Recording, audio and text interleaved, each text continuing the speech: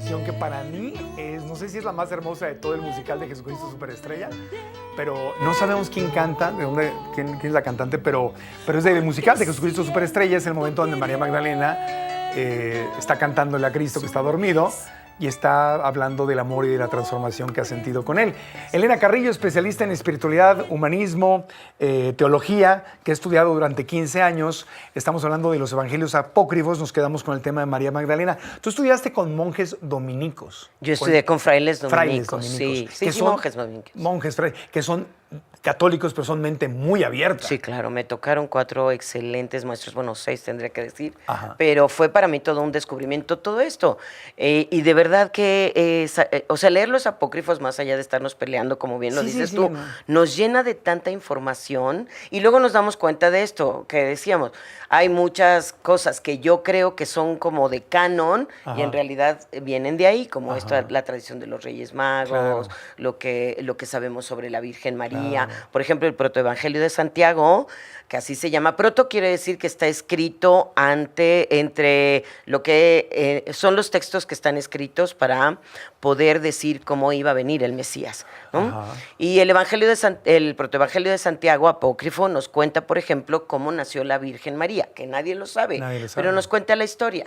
Y nos cuenta que sus papás se llamaban Ana y Joaquín. Y, por ejemplo, todos pues celebramos el día de Santa Ana y el día de San Joaquín. Y creemos, y eso está en los apócrifos. Y también nos cuenta, por ejemplo, nos cuenta que los papás de la Virgen no podían tener hijos.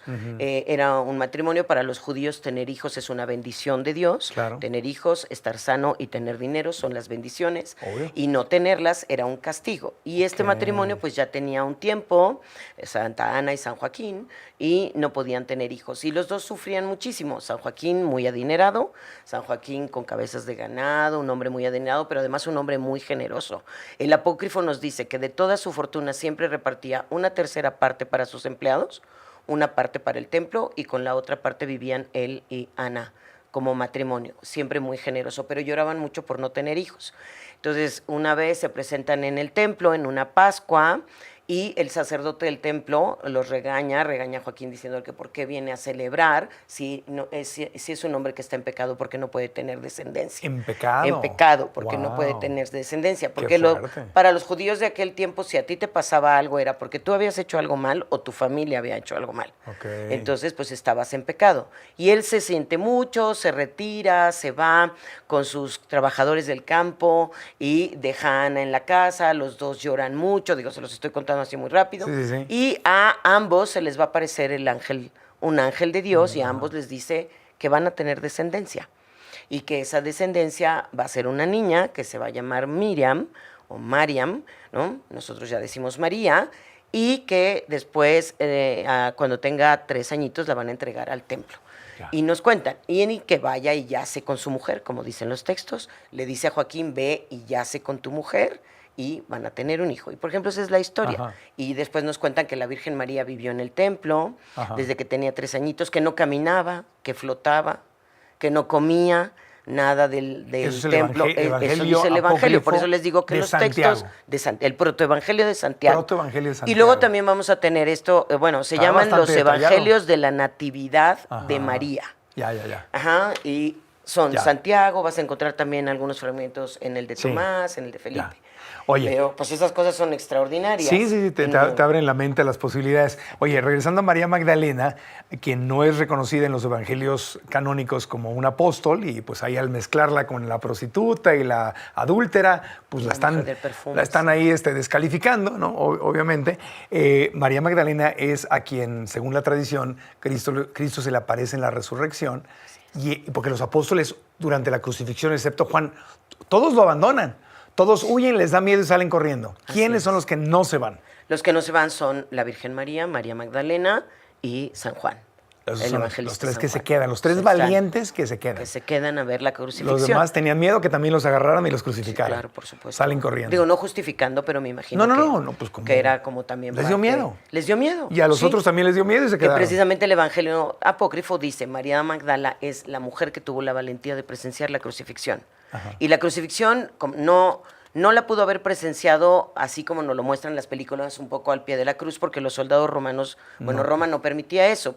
Las mujeres tenían que estar aproximadamente a unos 30 o 40 metros de distancia de donde estaban las cruces, que además las cruces no son muy altas, tú podías levantar la mano y quizá tocar los pies del crucificado, pero María de Magdala y María Madre están a 30 metros de distancia presenciando semejante espectáculo. Y María Magdalena es la que convoca a los apóstoles después de que todos salieron, se echaron a correr todos. Son las mujeres las que dicen, oigan, hay que volver a reunirnos con esta enseñanza. Las mujeres hicimos iglesia. Claro, y qué injusto que sea hasta hoy, qué bueno que el Papa Francisco está diciendo, hey, dejemos ya el machismo en el catolicismo, qué bueno que lo está haciendo, pero qué injusto que durante más de 2000 años se les haya hecho un lado y se les haya puesto en un segundo o tercer nivel. Por ahí de 1900, no quiero equivocarme, pero es el Papa Juan Pablo II, que ya se pidió perdón por haber siempre estigmatizado a María de Magdala como la prostituta. La iglesia ya se disculpó con el personaje. Reconoció que María Magdalena no era la prostituta. Que se hizo esta fusión teológica de la que te hablaba. El Papa Gregorio. Que no es la prostituta y le quitamos ya ese rol. Y es, pero en el siglo XX.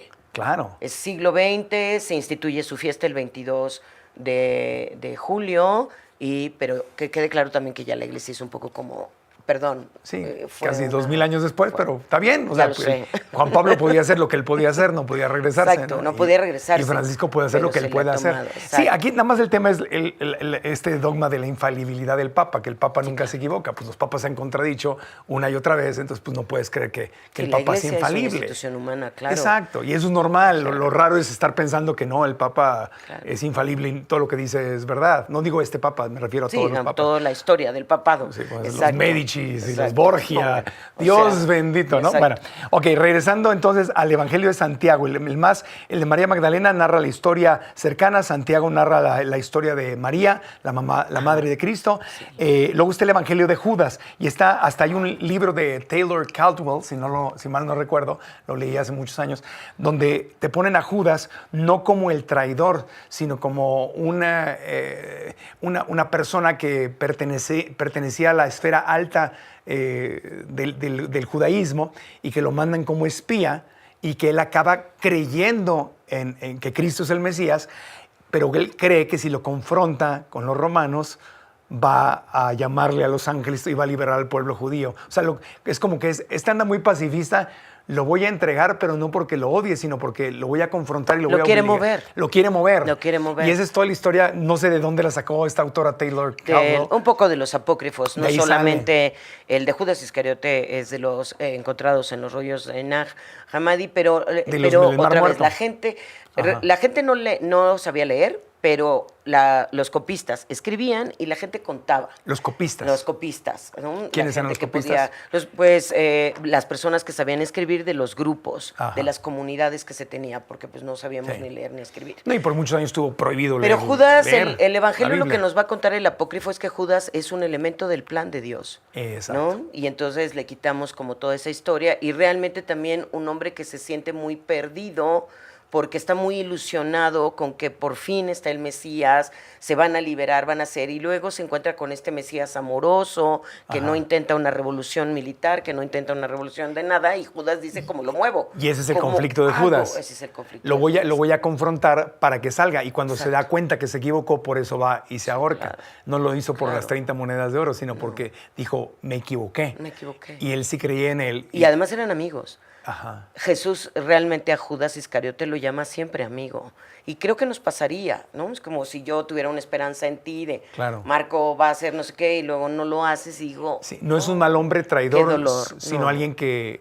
Era un celota, era un hombre con pensamiento político. Era muy con político. Pensamiento revolucionario. Y quería igual que... La libertad. La libertad del pueblo. O sea, Roma, haz de cuenta que Trump se metiera a México y nos esclavizara y nos conquistara y nos tuviera abajo, pues todos querríamos la libertad y los judíos esperaban al Mesías que los iba a liberar. Porque además no solo era Roma, si nos vamos para atrás en la historia están los egipcios encima de ellos, los persas, los babilonios, entonces sí ya es como por favor ya. Entonces Judas, según los evangelios apócrifos, no es un traidor, sino es alguien que cree en Cristo, lo confronta con una buena intención pensando, pues este es Dios, es el Mesías. Es un hombre que toma una decisión por sí mismo. Va a liberarnos de esto. Entonces, tienes que mover, tienes que hacer... Bueno, no lo dice así el apócrifo. No. Pero es como Judas queriendo que Jesús tome ese rol de vamos a liberarnos, ¿no?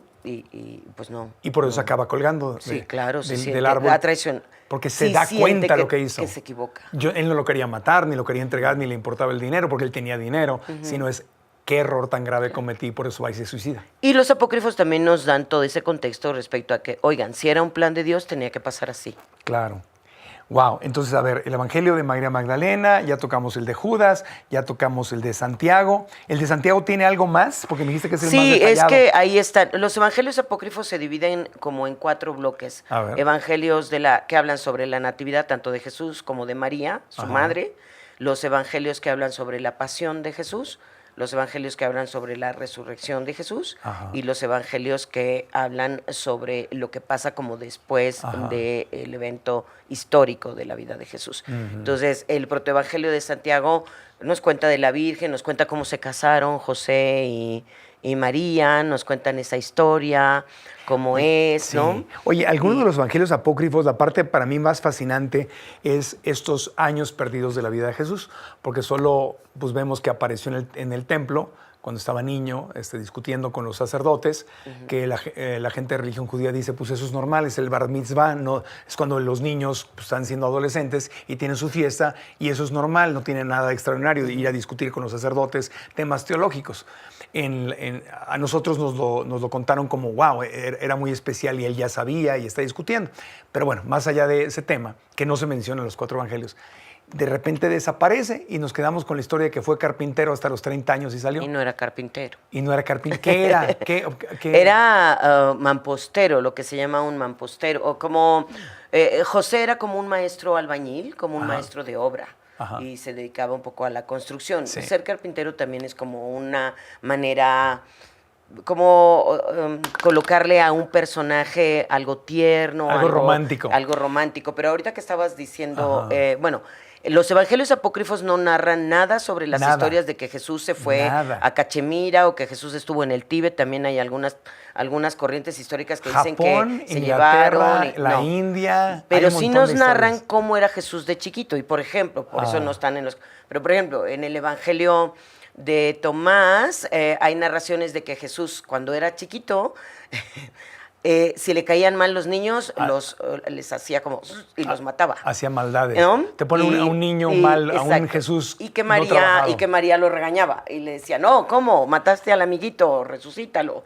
Y lo resucitaba. Y lo resucitaba. Por ejemplo, eso sí está narrado en los evangelios. Son fuerte. Textos muy devocionales, sí, claro. Pero otra vez, acuérdense, son textos donde las comunidades están queriendo escribir la historia de un Dios que no conocen porque no tienen registro de nada. Entonces, por eso también cuando se hace el canon oficial es como, no, o sea, está bien la historia de un Dios, pero eso de llamarle Dios a Jesús fue como 100 años después, ¿no? O sea, fue mucho tiempo, o sea, a partir de los evangelios, ¿no? A partir de la experiencia de los apóstoles. Cuando Jesús resucita, después de Pentecostés, 50, claro. Todo lo que ocurre, sus seguidores es como, este hombre en verdad era Dios mismo. Era Dios. Sus seguidores, ¿no? Pero me refiero seguidores. a nivel religión. A nivel de dogma, sí, año 420. Fueron 400 años 400, después. Bueno, 400, sí. Oye, entonces el de Tomás está controvertido, pero, está muy controvertido. Sí, por ejemplo, nos narran esas cosas, nos narran que Jesús hacía pajaritos con la tierra del piso y le soplaba y los pajaritos volaban. Entonces, bueno, a mí la verdad es que me enternece en una parte... Siempre y cuando los leamos desde ese punto de vista, otra vez estás leyendo lo que la gente cuenta, lo que el pueblo te dice. No debes o no puedes, no te conviene leerlos como esto será verdad o no será verdad, sino simplemente leerlo como que lo es, ahí está. Es que ni siquiera el canon bíblico es histórico. Claro. No son o sea, en la Biblia no es un libro histórico, es un libro espiritual, un libro inspiracional, un libro que nos está tratando de contarle una experiencia. Claro, y los apócrifos, bueno, se dan vuelo. No lo puedes tomar el evangelio como algo histórico porque eso es un evangelio, está escrito para poder evangelizar y convertir. Claro, y con una intención. Y con una intención, tiene un sesgo, pues. Entonces, por lo tanto, no puedes tomar como una prueba histórica algo de alguien que te quiere convertir. Entonces, habiendo dicho eso... Histórico como dato por dato. Exacto. ¿No? ¿Jesús de Nazaret vivió? Sí. ¿Los apóstoles vivieron? Sí. Hoy podríamos hoy la historia nos lo comprueba un poco arqueológicamente, pero no todo, No todo. es historia. Sí, y en no. los apócrifos tampoco. No, y desde ahí, desde ese lugar de, qué interesante, voy a leer, voy a aprender, voy a tener mi propio pensamiento. Y voy a ver de dónde saco esas ideas que de pronto tengo, Ajá. ¿no? De Dios, por ejemplo, que puede hacer pajaritos y que, pues viene de ahí, Ya, ¿no? Viene ya, ya, como ya. de eso que cuenta la gente, de todas estas cosas. Que si Jesús, por ejemplo, hizo que se cayera un amigo, no sé cómo decirlo, alguien de ahí, de su pueblo, de un segundo piso, y entonces se cae y la Virgen lo regaña, y que era majadero con sus papás, Ajá. que era Rebelde.